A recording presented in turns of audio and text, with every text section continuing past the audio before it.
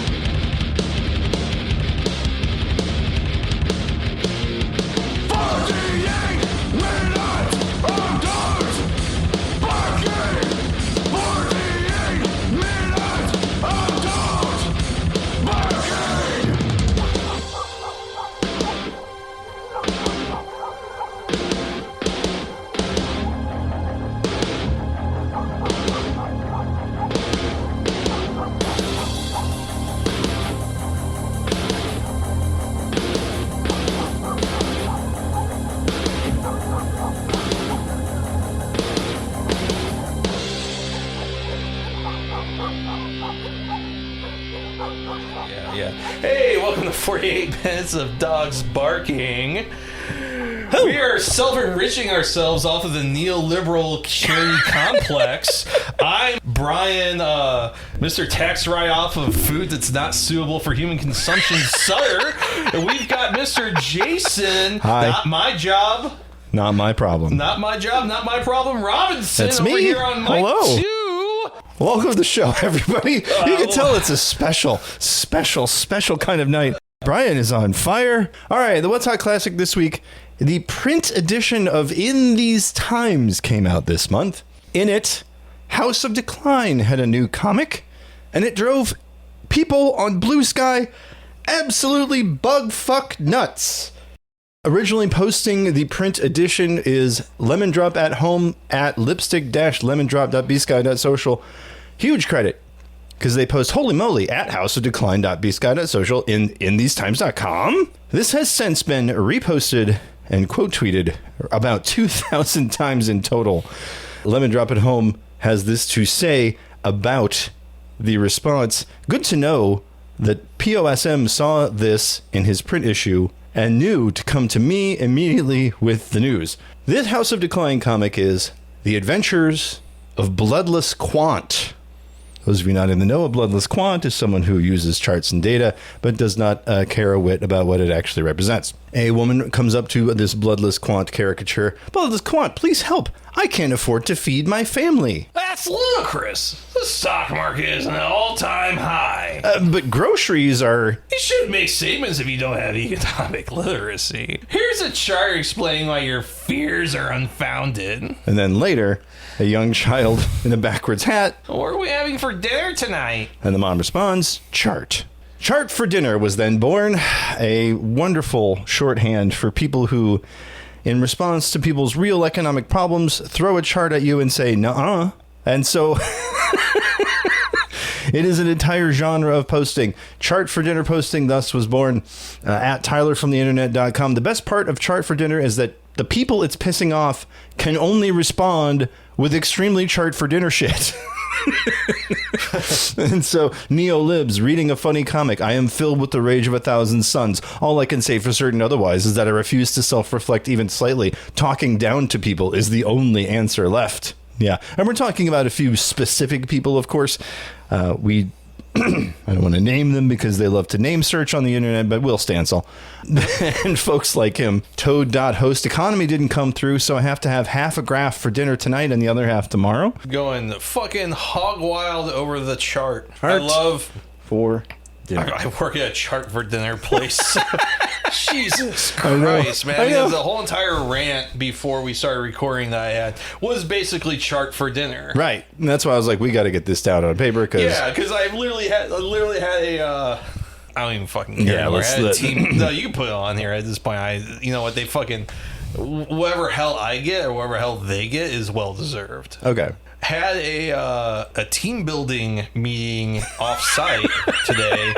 One of the things involved our data analysis, who, for the record, I think is actually a very nice person. Oh, I'm sure they are. I think they are fantastic. They're actually, like, I think one of the realest fucking people I work with. However, However, they had to earn their keep today, and they did a thing called like a data party, and they were like, yeah, you notice in the room there's 4 corners. Each one has a different letter. We're going to do some multiple choices. You can see here on the entrance here, on one side, the entrance is a true and the false. But the thing is, like, the work we do, it's like guessing, like, guess the poverty rate of the people we help and stuff. And it's like, this feels really fucked up. How many people had to eat chart for dinner this month? Yeah, it's like, what is the poverty level of, like, the single moms that we help and shit? And how many, you know, it's like, it's important information. But as you put it, like, it feels a little gross to gamify it. Yeah. Ugh. I'm all about good information, but it definitely felt like we're trivializing. And maybe I'm naive, and I can complain about my mom thinking the world is much more fair and reciprocal than it actually is. I think I'm at fault despite my overwhelming cynicism to a lesser extent, much lesser extent. I don't know, man. Like, I just kind of think, like, you shouldn't chart everything and then not listen to and not really deep dive down to the chart. Because there was a lot of information that was expressed to us on charts that people were like, oh, okay. And it's like, no, there's actually some real shit here. And it's really illuminating to the work that we do. But we're too busy being like, how many volunteers think our employees are nice? Is it 90%, 91%, 50%, or 70%? Cool. How does this make me more money and help me help more people? So that was chart for fucking dinner. For dinner. Zero liberalism for dinner. If we just means test the poverty, it will disappear. That's right. So a nice little interesting note that I saw this week. I thought this was just fun, and it's a nice excuse to talk about going back into the archives for an early episode. Do you remember Jerk City? One of our first episodes. It was about Jerk City, which is a comic built out of IRC chats in a program called Microsoft Comic Chat. Well, Microsoft Comic Chat is now open source. So this is the official Microsoft opensource.microsoft.com, and today we're excited to announce the open source release of Microsoft Comic Chat, the chat client that automatically turned conversations within Internet Relay Chat into comic panels featuring illustrated characters, speech bubbles, and expressions, and helped introduce the world to a little font called Comic Sans. Yes, 1994. Microsoft typographer Vincent Conner did create it. Reference also the Aquid comic where they find him and curb stomp him screaming, "The sickness is within you. Taste the curb." But this also influenced the style and content of Jerk City. Jerk City, if you're not familiar, if you don't remember our 5th episode, why would you? It's a webcomic created by Michael Lopp, Tristan Farnon, and 2 others known only by their handles Deuce and Pants. It publishes daily and has since the year 1998. It does still exist. However, they did get sued over the name Jerk City because a Jamaican jerk spice company had that name. Are you fucking kidding me? No. And so they had to change the name of the comic. It is now called Bone Quest. It's Bone Quest. BoneQuest.com. I'm sorry. I want to read about the 2-finger method for judging a watermelon. If you can get 3 fingers in, she's loose. If you can clap, boy howdy. The 2-finger method apparently is, let's see here. I'm so sorry. That's okay. now I want to know. I'm jacking off right now. Yeah. Let's see here. Okay, so a perfectly ripe watermelon should have dark green stripes about the width of 2 fingers. Okay. I know about a couple things that are ripe when you put 2 fingers up to it. Uh-huh. And if the dark area between the pale stripes fits between both fingers, you found a winner. Hold up to the stripes on it, and if the dark one is that big, this illustration here from Mara Wintraub, and it is, yeah, you just put your hand on the vertical, so that the lines are vertical, right, and you put your fingers line up with it, and if the dark patches are as big as 2 fingers are wide, then there you go, ready to rock. This feels like a bullshit article, personally, frankly, but you know about slapping the watermelon. It's supposed to make a sound, right? It's got a specific really sound. Resonant. Yeah. I think it's supposed to be really resonant. It's been a while. But yeah, you can look at the rind. You can tell if it's going to be sweet, if it's going to have a lot of seeds or not sweet. If it's real bright, if it's got, Yeah. But BoneQuest.com today, 27th of July, 2026. God, comic number 9,993. They are rounding up to their 10,000th comic. That will be in the next week, a week from today.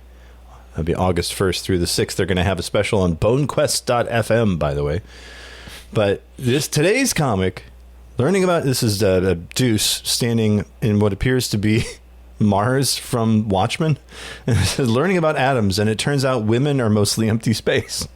Heyo!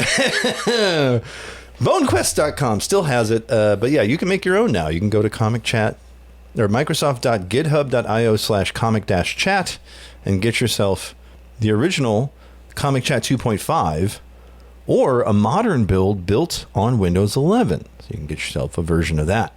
And you can use those very same characters and make your own Jerk City comics and go go go go go go go.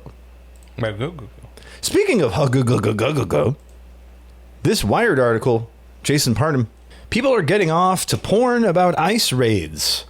You heard that right. On July 8th, this article begins, Twitter account @SuperiorityMail posted an update about ICE's ongoing crackdown on immigrants, describing the conditions being thrust upon detainees. Quote, over 68,000 held in ICE detention centers around the United States, many of whom lack access to food and water and any means to reach contact with their loved ones, reads the post, which also includes a video. Only the video isn't news footage from inside a detention center. It's a 14-second clip of a white man masturbating in a ski mask. Yes, I do have the post. Thank you for asking. And yeah, it's from the Jake Holy Lackett. shit, those balls are flapping. Yeah, Daddy, he learned how to make them clap. The original video comes from the Jake Laker Blue Star No 18. Okay.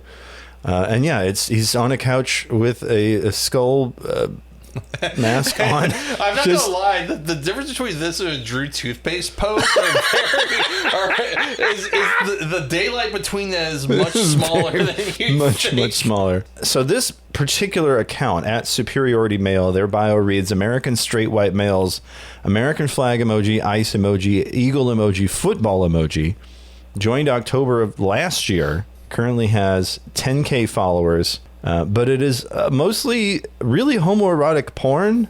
Yeah, yeah. There's just a muscle-bound dude naked, and it says "White Power F the N-word."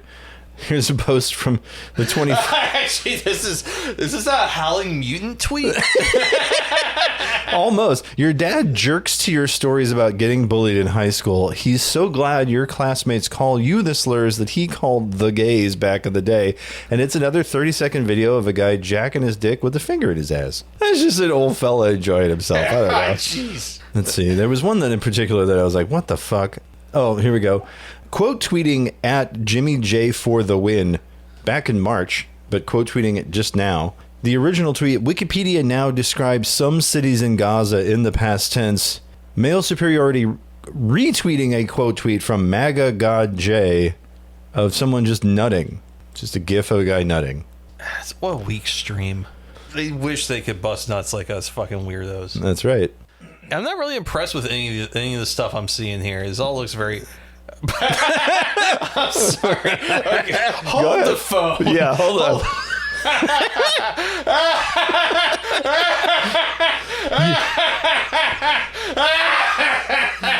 You wanted me to bring back shot.jpg, baby? Here it is. Yeah. Go ahead. Go ahead. God. So there's a man with he's got a real puffy foreskin, but it's midnight sack for my baby girl. It's him having a real dribbling nut over some sliced.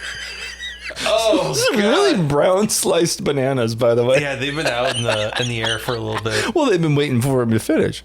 I mean, again, dribbly. We're dribbling here. Jesus Christ. Anyway, you can't do this. You're just gonna spend the whole day looking at weird far-right gay porn. Yeah, so the Wired article continues. Accounts like @SuperiorityMail belong to a niche porn sphere on Twitter where users project and find sexual pleasure in pro-MAGA messaging. Wired identified a dozen accounts varying in reach and influence Some had tens of thousands of followers. The tone in many of these posts mirrors the extreme rhetoric often championed by the White House. In January, at Male Supremacy 13, whose bio reads Nazi-fascist and war is porn, posted a list of things I jerk off to, which included bombings of Gaza, LGBT rights being denied, gender inequality, and environment/plastic pollution.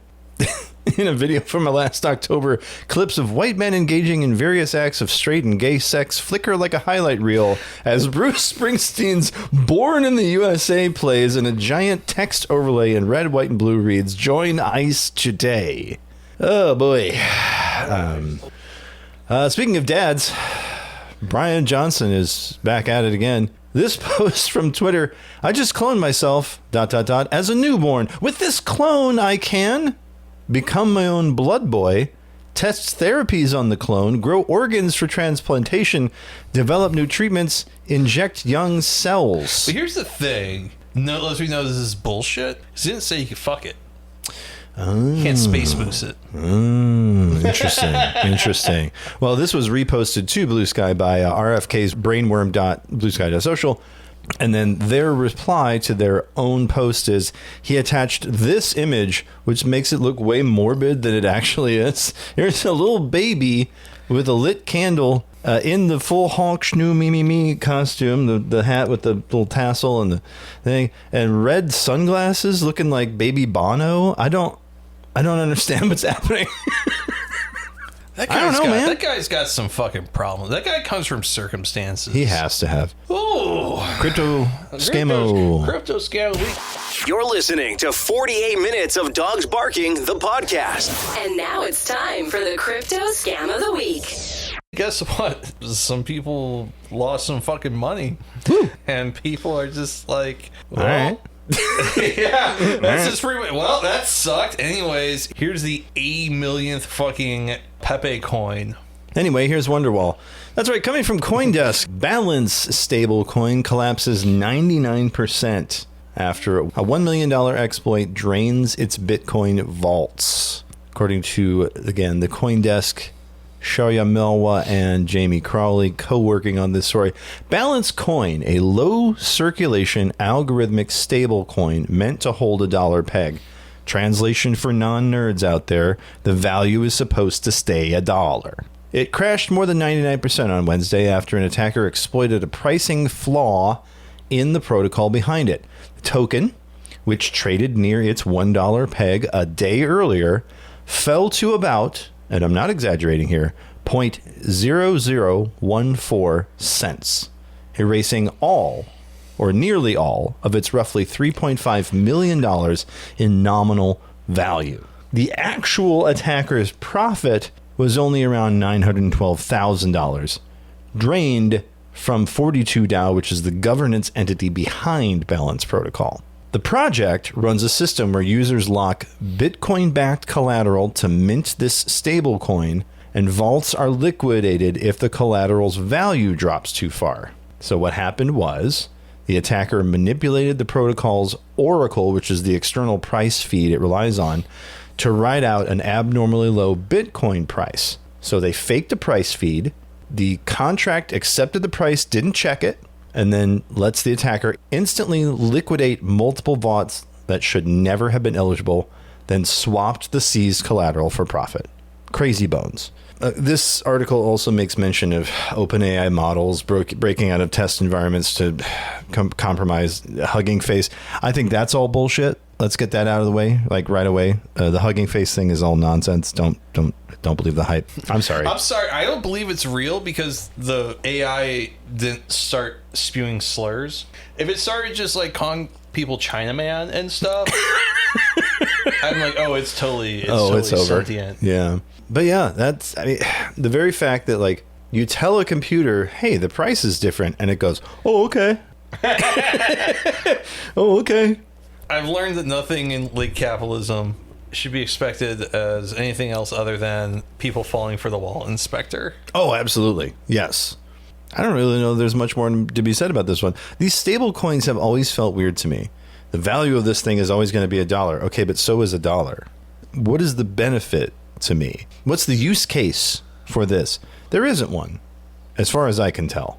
I have never seen it. And the many times I've asked that question to people who are, super pro crypto, I haven't received an answer that's what I would consider legible. The fuck does that mean? You know what, dude? You just don't have fun staying poor. Okay. Actually, it's funny that I don't bring too much to the table for crypto scam of the week anymore because I'm not in that world as You've much kind of as far gotten as out of the, as far as like observing it, like as a fucking terrarium. But the amount of people that I still follow, like on social media, that are very pro crypto, the number of them that really fucking hate Trump now, just being like objectively, fuck this dude. Is it because he's fucking with their money? But the thought was he was going to be the crypto president. Everything fucking pumped until the inauguration.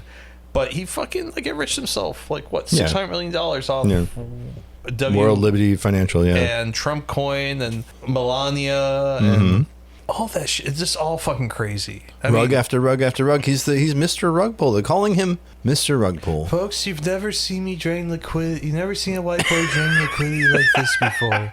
I was hitting that tornado cash before the block even finished. That's right. It's just miserable. Everything is miserable. You know, I'm going to tell you something. I can't say I've really enjoyed living in late capitalism. Yeah. But pre-late capitalism was pretty sweet. Like, at least fast food was... Remember when fucking Jack in the Box tacos were $2 for $1? Oh, yeah.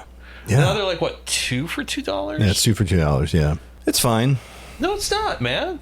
It's not. They took something away from you that can never be returned. He's a return guy, but for the Jack in the Box tacos, I see. I don't think it is wrong to feel that about necessities like food. I'm not talking about white birth rates. I'm talking about like, no, I understand. Remember when like a pound of like 25 ground beef that smells like wet socket only cost like $3 instead of 10? Yes, it wasn't that long ago. It wasn't. Yeah, it's fucked, man. It's full of piss. Well, you know who else is full of piss? The topic of tonight's main story. That's right.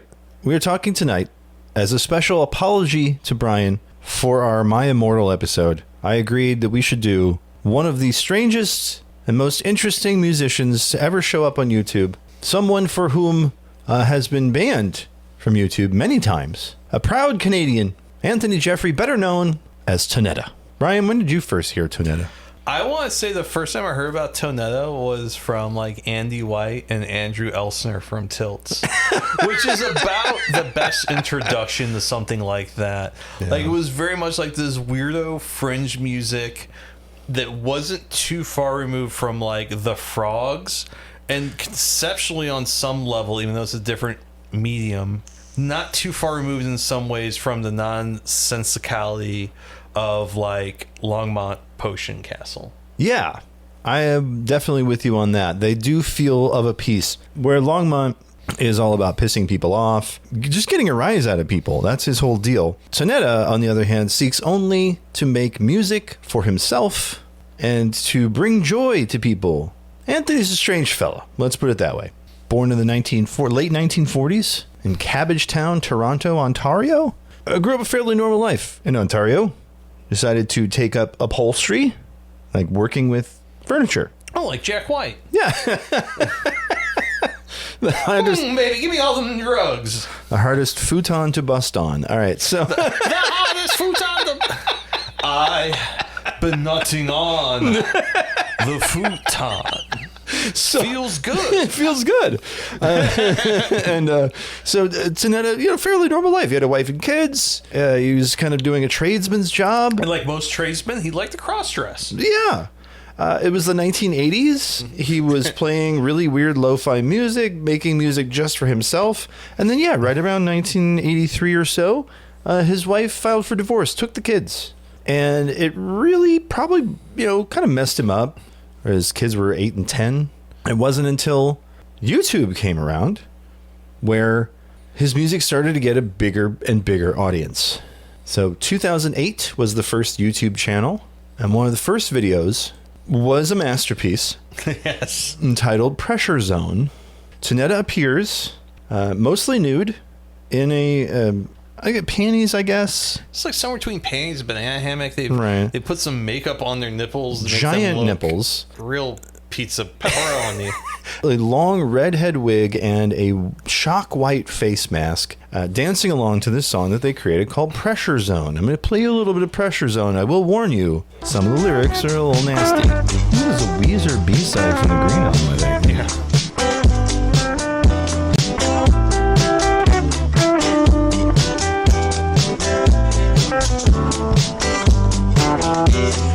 I can't wait to put it in my mouth, up my crack, in my ass. I'm so horny I could choke and choke on a cup tonight. And so forth and so on. Yeah. It's Yeah, I can't wait more to sophisticated frogs. I can't wait to put it in my mouth, up my crack, in my ass. I'm so horny I can choke and choke on a cock tonight. Oh, I was like trying to explain to my girlfriend. I was like, it's like the frogs. And she's like, what? And I'm like, the song that was like, homos. Mm-hmm.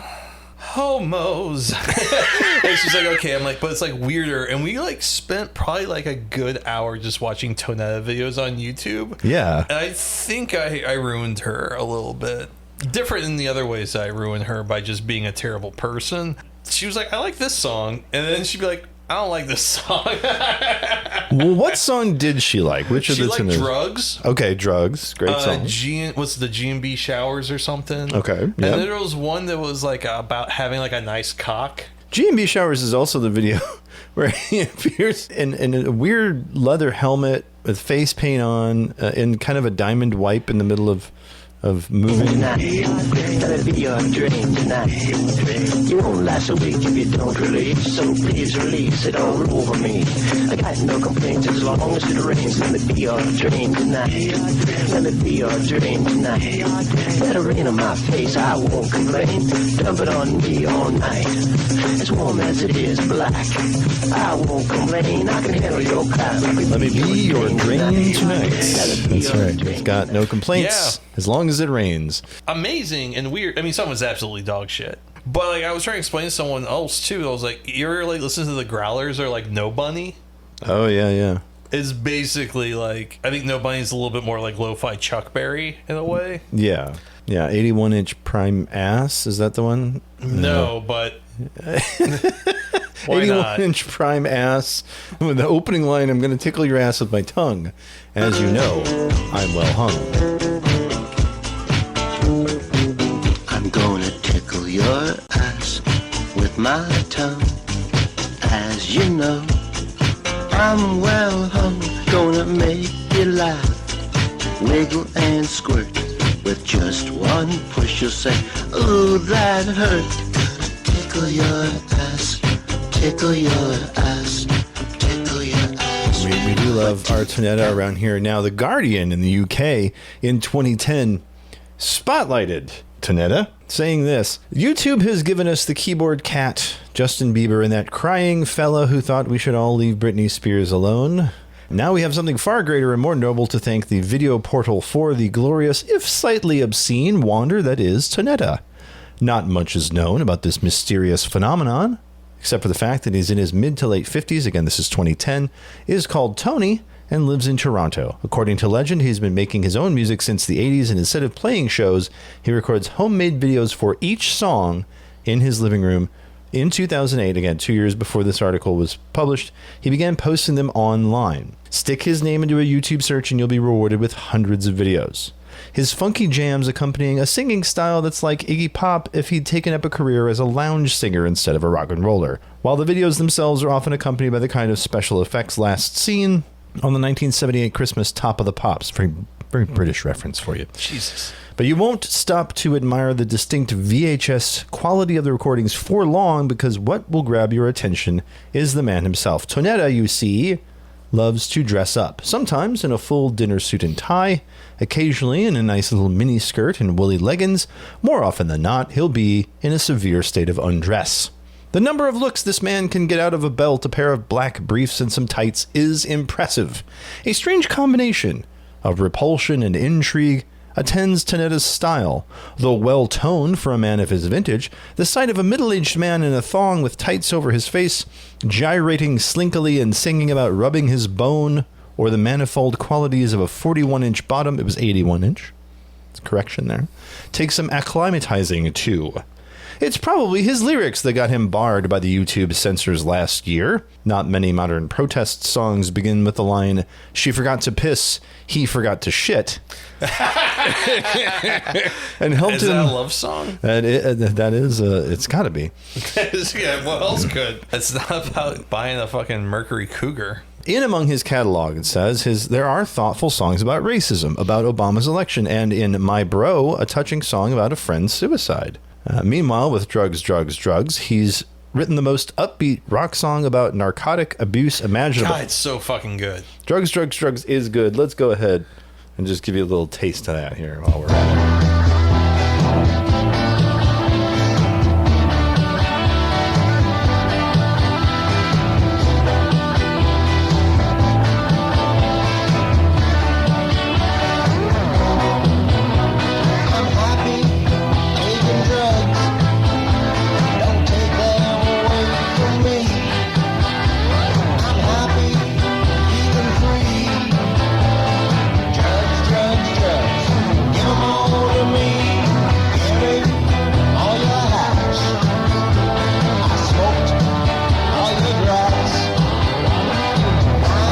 The Strokes. For every YouTube comment, the article continues, that finds Tanetta hilarious or repellent, there are dozens from people who have discovered that beyond the shock value, this is a genuine outsider pop artist. MIA, Lady Gaga, and Katy Perry have all successfully courted controversy lately, but Tanetta is the real deal. A pop revolutionary who doesn't give a damn about making money or what people think of him. Punk lives, and it's wearing a thong on YouTube. Thank you, Guardian UK. Johnny D there writing. Johnny D. I mean, I read this article, and I was like, oh, this is really good. I think it doesn't take it too seriously, right? But also finds a way to cherish it. I mean, you have to appreciate Tanetta as someone who is just going, sometimes literally, balls out for his art. Yeah, I mean, I refamiliarized myself with the hits a little bit, and I just was like, oh, this sounds so contemporary in a way, because like this has like, yeah, you got the Growlers, you got No Bunny. There's just so much stuff that came out in the last 10-15 years that feels like a little bit of Tanetta. Well, I mean, considering how long he's been around, making music since the 80s, putting it online since 2008, it's 2026. It's 18 years later. Maybe people who first discovered him in 2010, they're in bands now, and they're making that music. 2011, Kane Trainor, writing for The Quietus, had an interview with Tanetta. At this point, again, 2011, Tanetta's 63. So that would mean this year he would be turning 78 or 77. 77 going on to 78. Yeah. This does say, since his wife left him in 1983, he's lived a reclusive existence. That was the year he stopped watching TV, quit listening to music, and began recording songs using cheap guitars from the 60s and a vintage drum machine pumping the same strutting beat. Ever since, he's been compelled to crank out tunes with a pair of tights on his head, gyrating blindly towards inspiration. And yes, there are 3 records, 777 volumes 1, 2, and 3. They are compiled tracks from 26 years of prolific output, combining bursts of poignant pop genius, the aforementioned Drugs, Big Rig, G&B Showers. Big Rig is the song I'm thinking of. Was it the one? Let's go listen. All right, let's taking a break from the human race. I'm going away to meet a sunny day. I'm on the pain coming and the ship already running. I'm humming to the tune of you.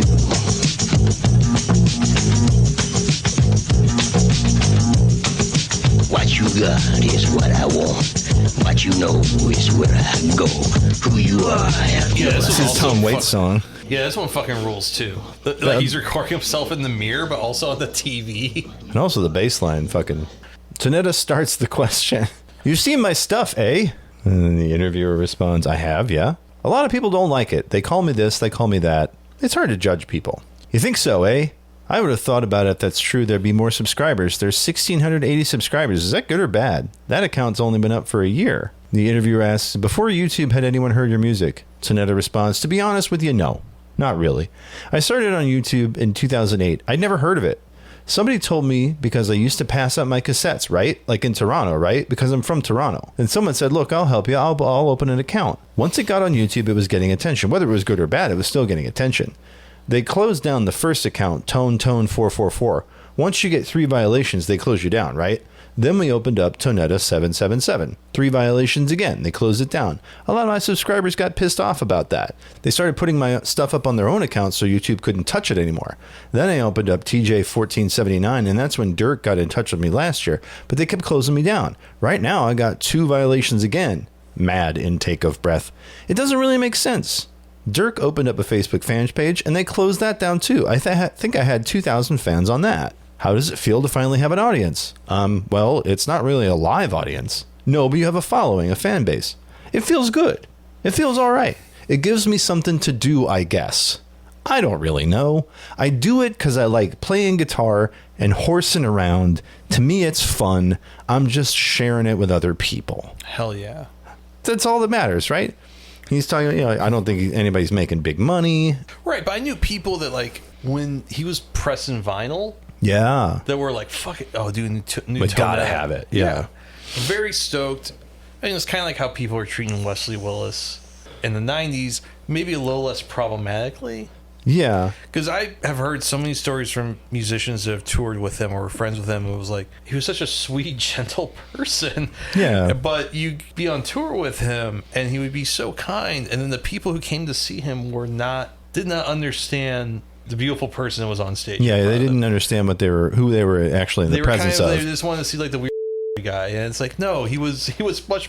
He Yeah. was the beautiful weird guy, if we're going to call him that. Right. He was a beautiful, gentle soul, and he wrote Rock and Roll McDonald's and was very protective of the people that he cared about, and was, just the world was too beautiful for Wesley, or too cruel for Wesley Willis. Yeah. I think the world is still kind of too cruel for Tonetta. I mean, yeah.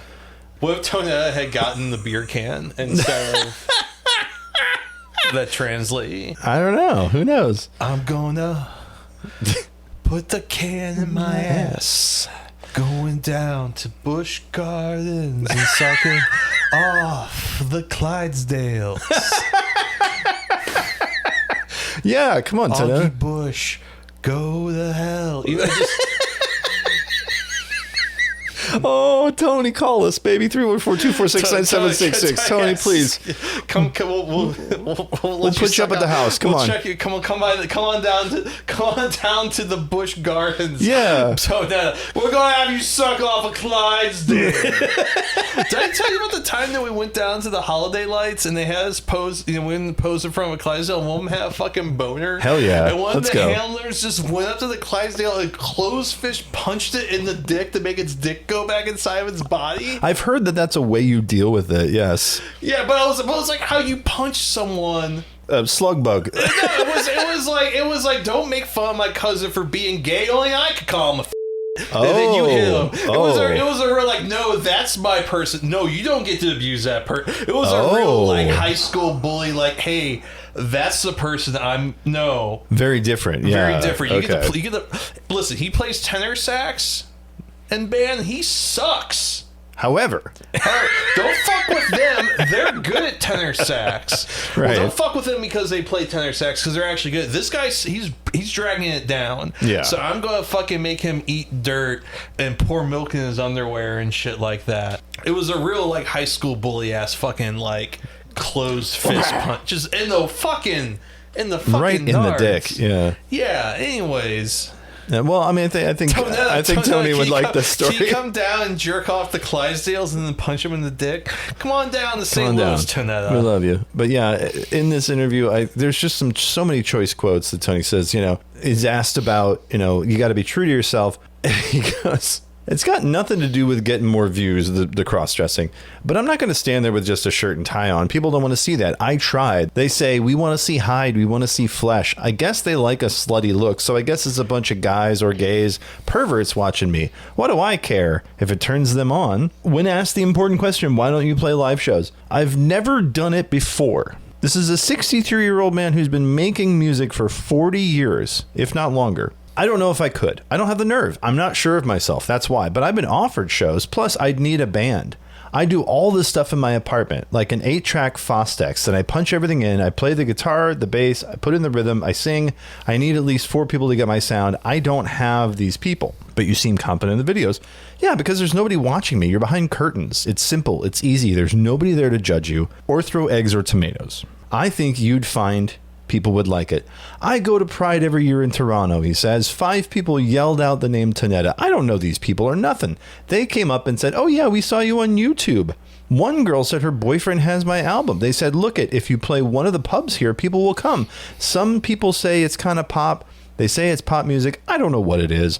Maybe you're right. People will come, I guess. I don't know. What does your ex-wife think? Well, I don't know. I haven't talked to her since 1983, but she knows. She's got to know because my kids know. I haven't seen them since 1983, since they were 8 and 10-year-old, 2 boys. Once I got on YouTube in 2008, right? One of my kids emailed me right away. But when I started putting on dresses and stuff, he stopped. He said, you're embarrassing me. What could I do? I do appreciate that he was like, my wife forced me, took the kids, I'm gonna make weird ass fucking music instead of most dudes now, where it's like I'm gonna get into like MMA, or I'm gonna buy like a Stratocaster and just do like a C-Rave, I love my baby type bullshit. Yeah. This is a nice end to this piece because again, it's this interview and he's talking about how would you like to be remembered? How would you like to be remembered? I think I was born with a gift, eh? I don't think I could stop if I wanted to. All I know is the reason I'm doing this is when I die, I don't want my music to die. When I die, I want my kids to know what I was all about. And it's kind of working because they know me now. All these years, they haven't seen me, but they still know. Years ago, my wife said, I don't want them taken after you. And they were doing that, eh? Hopping on the back of my motorcycle, wearing leather jackets, getting their ears pierced at 8 years old. She put a stop to it. She got rid of me. That's all. I think that's basically what this story's all about. She didn't want them taken after me. We're a different class. Even her father says we're one cut above. So they thought we're a better class, I guess. Now, some people, he talks about people covering his music. And this is where I'm going with this, because it does have a local angle for those of you in St. Louis. Do you think you'll warm up to the idea of playing live one day? Dirk Scott, Tony says, a Tonetta tribute band called the Growlers. Apparently, he's promoting the new album in record stores, and he's getting the band to dress up as Tonetta, and he wants me to be there. He was willing to pay for the flight. I could stay with him, but I just turned it down. I heard the Growlers, and okay, they did my songs, but it doesn't sound like me. It's not the same. When people redo songs, it's never as good. You have to have the same artist because it's their feelings. You have to have that hate and love and all that stuff in you to do things. I think you build character as the years goes on. This brings me to a wonderful local angle. A band named Talk. God, I fucking love Talk. Talk was great. Talk was 2 brothers all playing fucking red knob fucking Fender amps. I mean, dude, there's a whole, just the gear they use is fucking mythical in a local band. Yeah. They used to fucking promote their shows. Let me put out how fucking weird these guys are in a way that I really appreciate. They used to promote their shows at the Firebird by taking like a mannequin's head and writing the date on the side of it. Put that there at the front door on the desk, and it would have like a fucked up hair, and then on the side of the head would be like Talk with One Lone Car and like Flesh Vehicle at the Firebird, August 18th 2010. Just weird fucking shit. I remember they did a show where they set up a bunch of vintage TVs and video game consoles, and so you could play like SNES, NES, Atari 5200 games while the bands played. Yeah, I was at that show. Phenomenal. So this band Talk, they decided from one of their records they were going to do in 2015 was Talk Does Tonetta. It is 8 tracks long. It has some amazing versions of Drugs, Drugs, Drugs. 81-inch Prime Ass is on there, as is Dominate and Lady Gaga and Still a Slave. Again, January of 2015. Now, Talk kind of broke up. The brothers kind of went their separate ways. Matt performs as himself now. It's the Matt F. Basler Band. He still does weird videos on the internet with the gigantic pepperoni nipples from the Tonetta video. Yeah, it's amazing. He does the giant pepperoni Bryan nipples. will play with him. They will, yeah. It's just, they're not Talk, right? It's just, it's but Matt. Talk, please fucking go listen to Talk. Amazing stuff. I'll play Amazing a little people. bit. I play a little bit because I want to hear their version of Drugs, Drugs, Drugs. Perfect. Let's do it. Here's Drugs, Drugs, Drugs by Talk.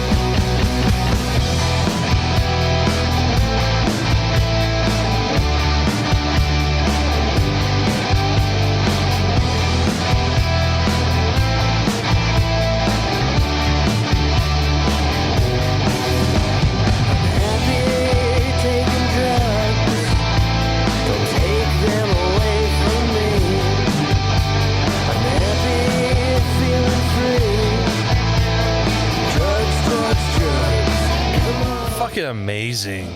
I love Queens of the Stone Age or Crust. Caius, yeah. Caius. It's very like proto stoner rock in a way. I have a lot of love for Talk. I have a lot of love for Bryan and Matt. To have them do this and and this is totally up their alley. Yeah. Like if I had never knew this existed, I'd been like, I bet these guys like Talk.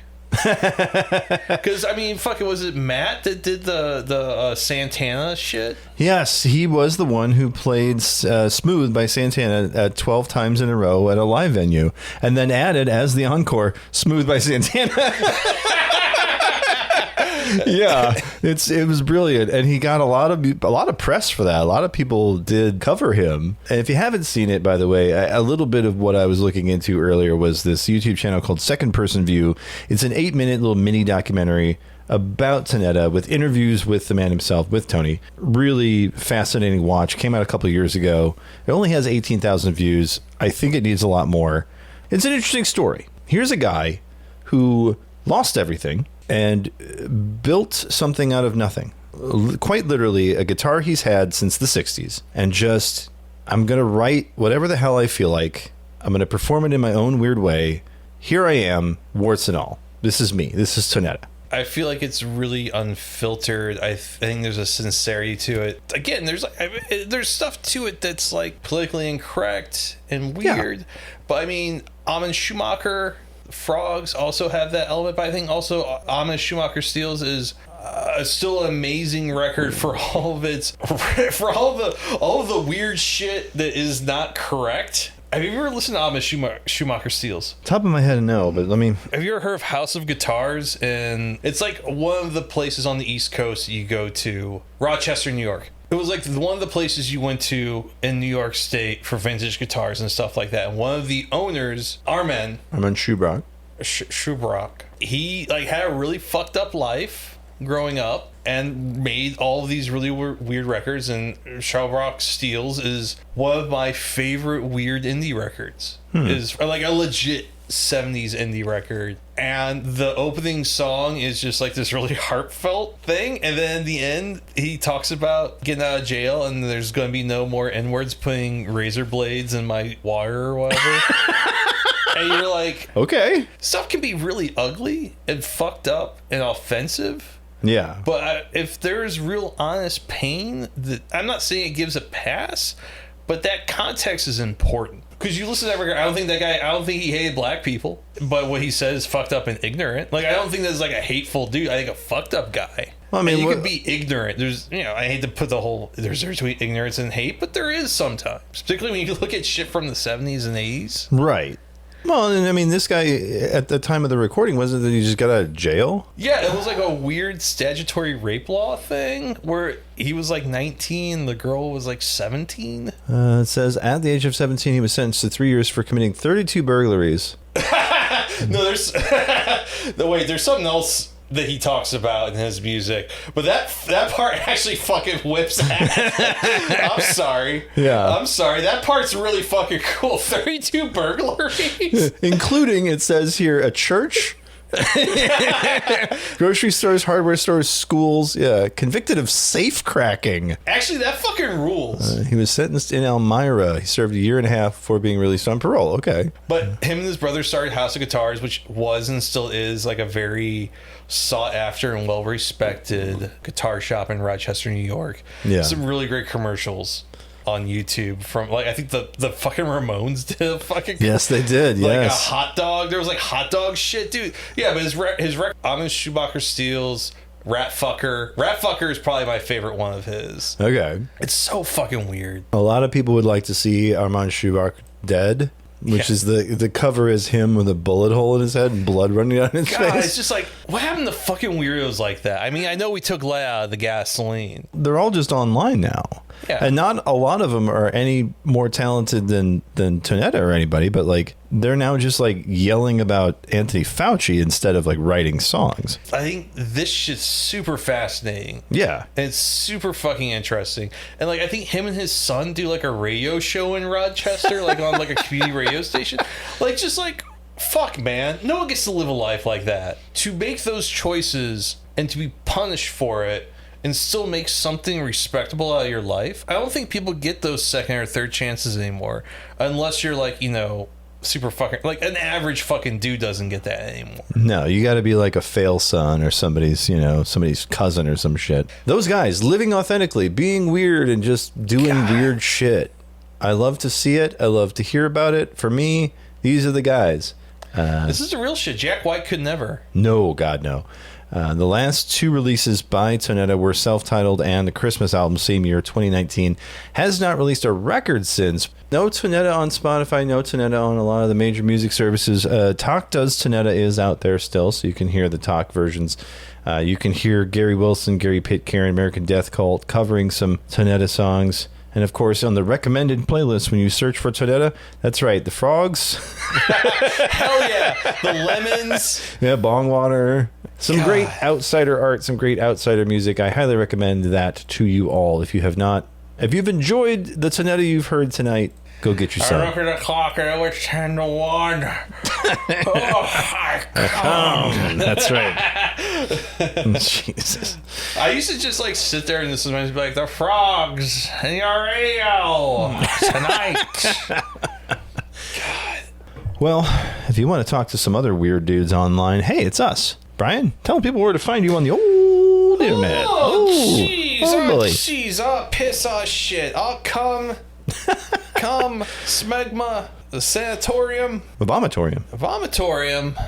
If you want to find me on the internet, you can head on over to Twitter and Blue Sky. I'm over there at iShotGuidibord, ISHOTGUIDBORD. You can also find me on Instagram as a music photographer. If you want to check out my well-curated portfolio of people with their mouths open, you head over to assholemusicphotographer.com. If you want to check out my wildly neglected Substack, which, God, don't worry about it. Don't worry about it.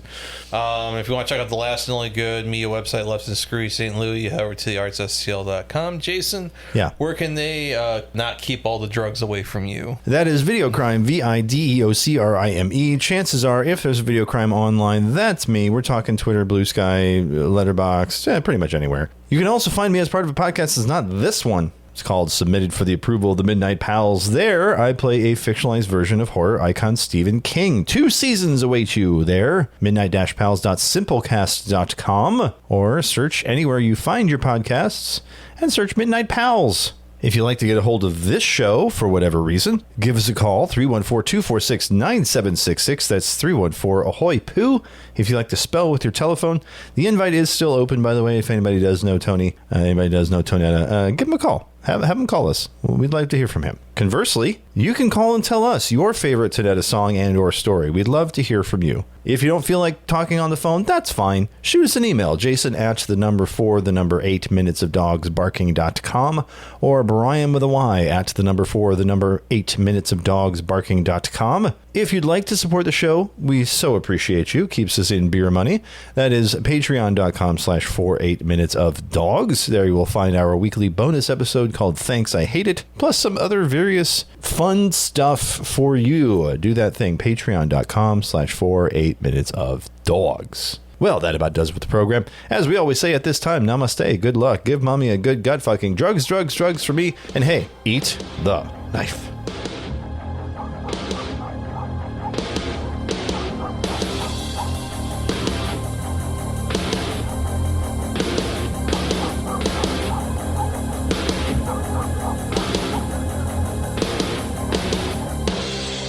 Then after it's over, after about 5 minutes, I close the video and I walk back over here, and Tonetta vanishes.